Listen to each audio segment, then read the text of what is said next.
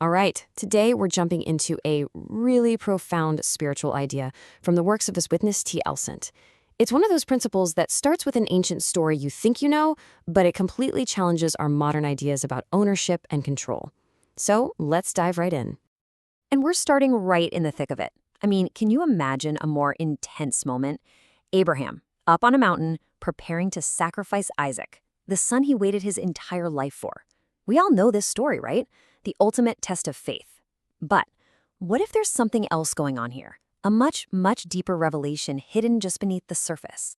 Yeah, so this whole scene on Mount Moriah, it's not just some ancient story. It's framed as a kind of universal test, and it's all about sight, surrender, and what it really truly means to receive a blessing.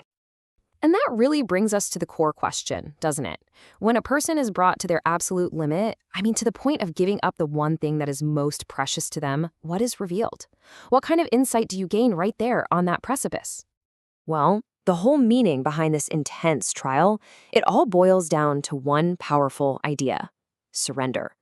It's about what happens inside of us, in our hearts, in our spirits, when we finally, truly let go of everything we think we possess.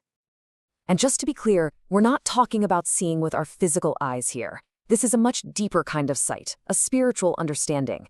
And the key, the real kicker, is that this new vision is totally inaccessible until we reach that point of total release. And that brings us to the name for this principle, the big idea that comes out of Abraham's experience. It's called absolute detachment. Yeah, it sounds intense, and honestly, it is. But this idea is the key that unlocks everything else we're going to talk about. Okay, so what does that even mean to be absolutely detached? To really get a handle on it, we need to define it. Because it's not just about, not caring about stuff. No, it's a very, very specific spiritual state. It's defined as the point where two huge things happen. First, every single claim of possession is surrendered. Now think about that for a second. That's not just your car or your house. We're talking about your career, your relationships, your very identity, even your hopes for the future. And second, every earthly anchor is released. All the things that give us our sense of stability and security in the world. So you can really see the contrast here, right? It's like two totally different ways to live. On one hand, you've got the attached realm. You're tied down by your claims of possession, those earthly anchors, and what the Source calls the elements and rudiments. The basic stuff of everyday physical life. But then, look at the other side. That's the goal, the unbound heart.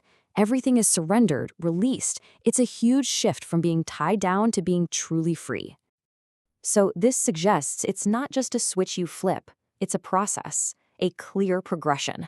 First, you have to consciously surrender your claim on things.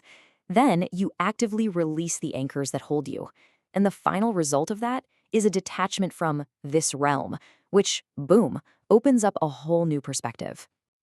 So, if someone actually achieves this state, this unbound heart, what's the result? What's the payoff for all that letting go? This is where the teaching really reaches its powerful conclusion. The language here is incredibly direct. It doesn't say, you might feel a bit better. It says revolution opens. It suggests that a channel of understanding that was previously blocked just becomes available. The fog lifts and you suddenly see what was there all along. And here's the profound reason why. The teaching explains that wonderful things have already been prepared for us. They aren't things we need to build or earn. They're already there, just waiting. But our hands are too full, our hearts too anchored to receive them. Only the unbound heart, the one that has let go, has the capacity to even see them. So the crucial point is this. We spend our whole lives accumulating and holding on tightly, believing that's how we build a good life. This teaching challenges that fundamental assumption.